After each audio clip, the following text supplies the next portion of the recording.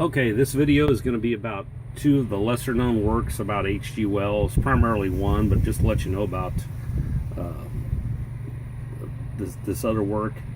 His first work that you probably never even heard of is called The Open Conspiracy, What Are We to Do with Our Lives by H.G. Wells. You'll notice the little all-seeing eye pyramid there. And this one's basically to get you activated. It's like a light Saul Alinsky book. And it's fairly it's not really anything radical said in it. It's just trying to get people to be active in their lives, to try to change society. Well, then here's the jewel that nobody ever knows about: The New World Order by H.G. Wells. Now this one's got all kinds of nice little quotes in it, and you can look it up on the internet. I'm not going to go through too much of it at time, but let's look at chapter 6, Socialism is Unavoidable. Basically throughout this book, one of the quotes that you'll find is where he talks about how they're going to have to kill millions of people that are otherwise bright and useful members of society because they won't bend their knee to the rulers. Now remember, H.G. Wells, if you look at his works, specifically The Time Machine, they're taking evolution to its ultimate level. Like if you really look at the movie The Time Machine, read the book, but most people don't want to read the book. They want to just watch the movie. So watch the newer version that came out, and in that, there are the three levels of society. There are the sheep that are the Eloi. And then there are the Morlocks, the soldiers, and then at the end of the movie you get to see the ruling class, which is the big brain guy at the end. And it's it's a pyramid. There's not hardly any of the ruling class. Then there's the wolves, and then there's the sheep. You could call the ruling class the owls, but they thought they were the better than everybody else and divine right, even though they don't believe in divinity. And so look at reread The Time Machine, and you'll get that get the flavor of it by that way. And how they do stuff, they advance their agenda through they like to call it Ordo ab Chao. Now I broke into one of their little fun houses about 7 or 8 years ago and stole this off of a wall when I was in there pilfering these little secret society hegemonic places here. But let's go over who shaped H.G. Wells' thinking, because he didn't live in a vacuum. He belonged to several groups, and obviously they curried his favor because he was such a popular author at the time. And he shaped them, and they shaped him. But he didn't shape them that much. They already had a plan. Remember, the people that run the world have been doing this for centuries. They've always curried power. They've always ached for power. It really started in the Treaty of Westphalia, and then those forces started getting into power and seeing a way through organization. So let's look at how it was. Now, I like to call these people that control the world the Illuminati. They call themselves the Committee of 300, or the Olympians, or the Order.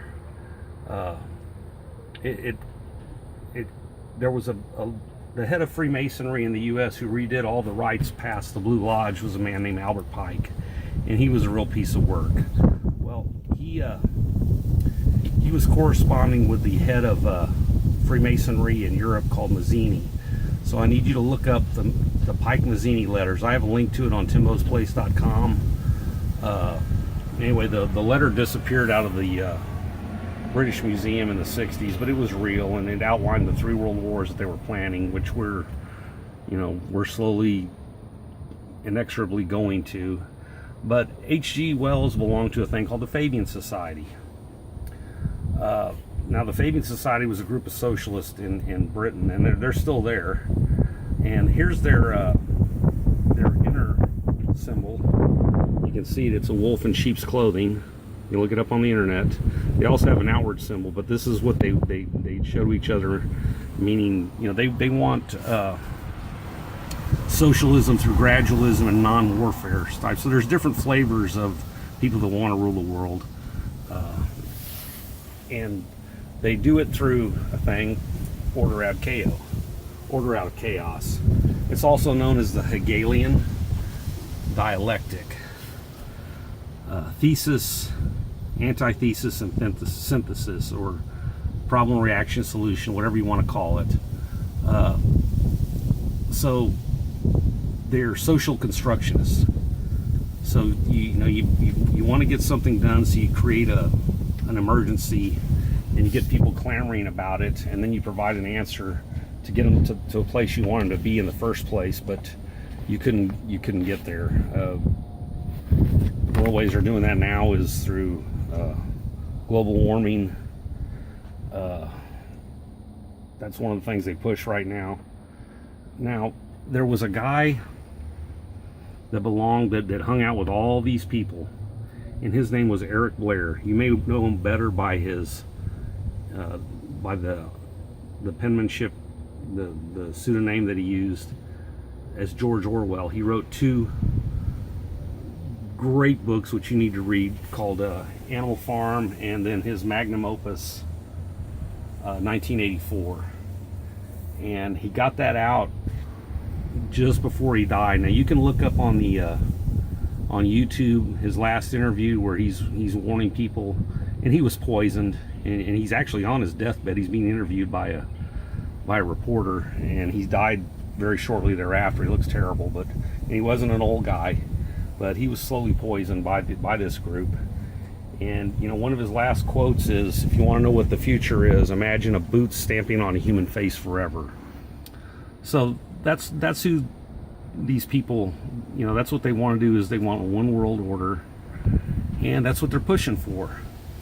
Now, other people involved in this, Margaret Sanger, David Rockefeller, Zbigniew Brzezinski. Margaret Sanger was the big force behind Planned Parenthood, and if you look back, Hillary Clinton calls her one of her heroes. Now, what you don't know about Margaret Sanger, she used to speak all the time to Klan rallies where she talked about having to sterilize and get rid of the nigger children because they're animals. Remember, these people are evolutionists. They look down upon you. They'll say one thing to get your vote and do another thing. David Rockefeller donated the land for the UN building. He's currently 101 years old. He's on his seventh heart transplant. He's doing everything to keep going because he knows where Satan's going to grab him by the short hairs and drag him down. There was a man named Zbigniew Brzezinski. He wrote a book called The Grand Chessboard, and he was the guy that started the Trilateral Commission. He was the one that pushed Carter into the presidency. The Trilateral Commission, the Bilderberg Group, the Club of Rome, the Royal Institute of International Affairs. They're all little foot soldiers of these guys. Now, Zbigniew Brzezinski's an old guy. He's like, he's up there, but he still does what he can. And he's got a daughter named Micah Brzezinski, and she's on the news network. You can probably see her. She's actually kind of an attractive looking blonde.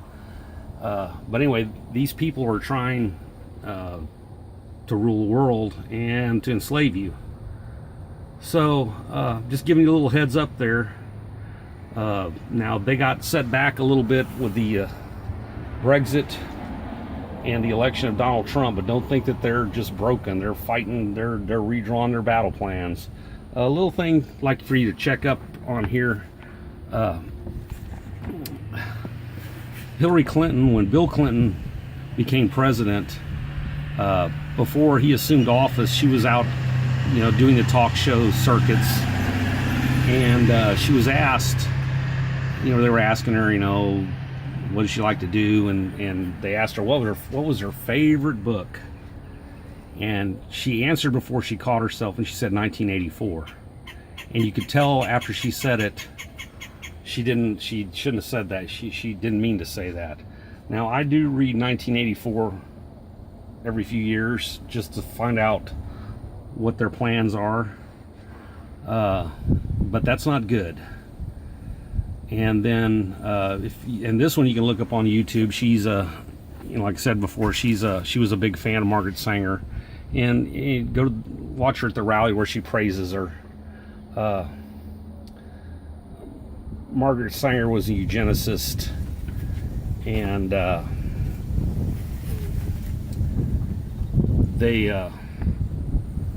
there's not really anything good about these people.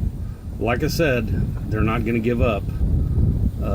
They're going to reload. They got knocked down the hill a little bit, but they're going to start rallying again. So anyway, check out the Pike Mazzini letter.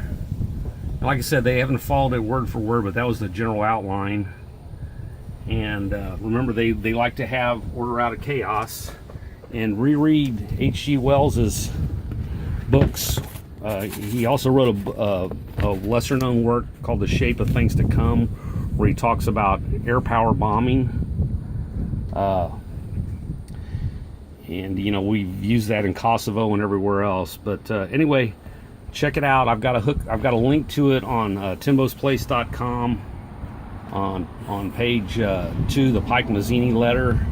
You can read it yourself, and then check out all the quotes if you can. If you want to buy a copy of this book, like I said, you can only get it on Amazon. It's not at the bookstores. But The New World Order by H.G. Wells. And when you reread his stuff, you'll notice that, yeah, he was a little bit on the weird side there. Check out the Fabian Society. And anyway, so yeah, they they're here to kill you and take all your money. Anyway, check out, like this video if you would, and subscribe. I'll have some more later. Thank you, and God bless.